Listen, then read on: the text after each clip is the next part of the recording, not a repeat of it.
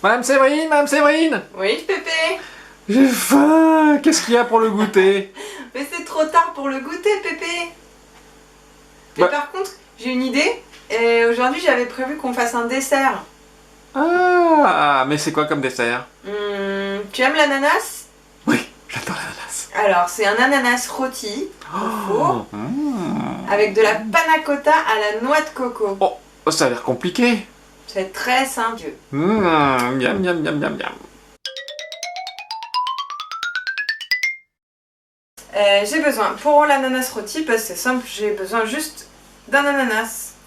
Pour la panna cotta, j'ai besoin de 250 g de crème fraîche, 2 cuillères à soupe de noix de coco râpée, 1 cuillère à soupe de gélatine.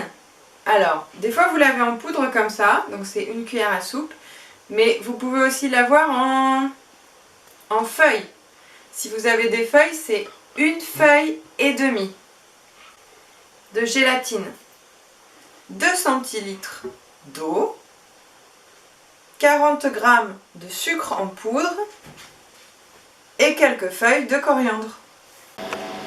Alors pour commencer, Pépé, je mets l'ananas comme ça, entier, j'ai juste enlevé les feuilles.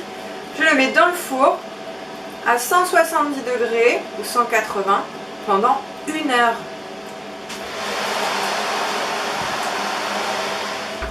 Et ensuite, alors, par quoi on commence?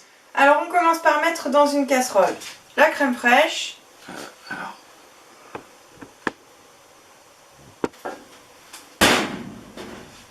la noix de coco et le sucre.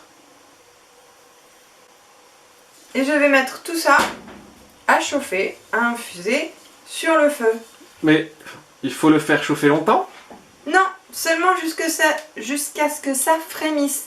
Frémisse? Oui, c'est quand ça fait des toutes petites bulles. Ah. Je vais te montrer, Pépé. Tu vois, Pépé, là, j'ai mis un couvercle sur ma casserole et je fais chauffer à feu doux. Comme ça, je garde tout le goût. Ça y est, ça frémit. Alors, j'éteins. Je remets le couvercle et je laisse refroidir pendant au moins 30 minutes. Madame Séverine, c'est encore long, il faut attendre combien de temps encore? Non, ça y est, on peut faire l'étape suivante, Pépé. Ah, c'est quoi? Alors, regardez, j'ai ma casserole.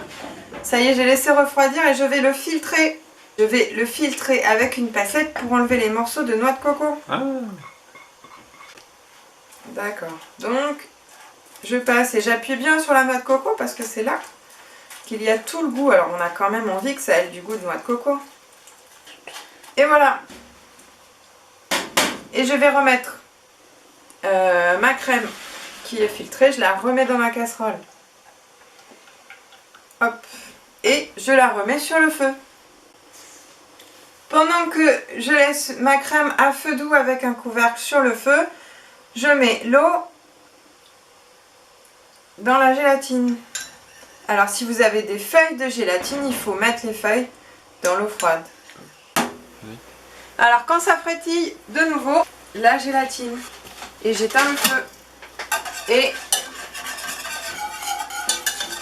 je remue avec un fouet.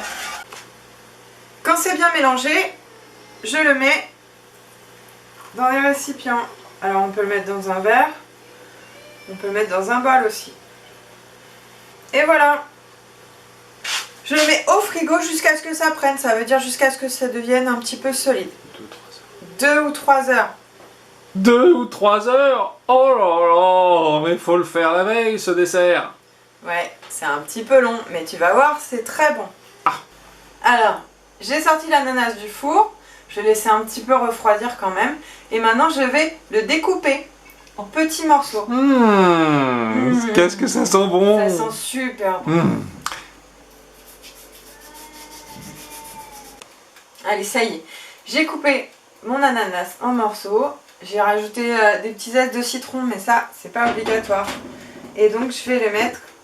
J'ai sorti ma panna cotta du frigo.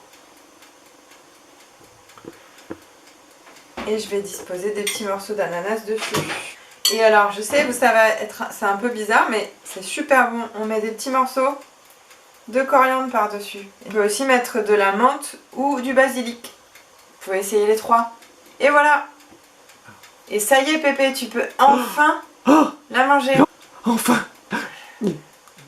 Bon appétit!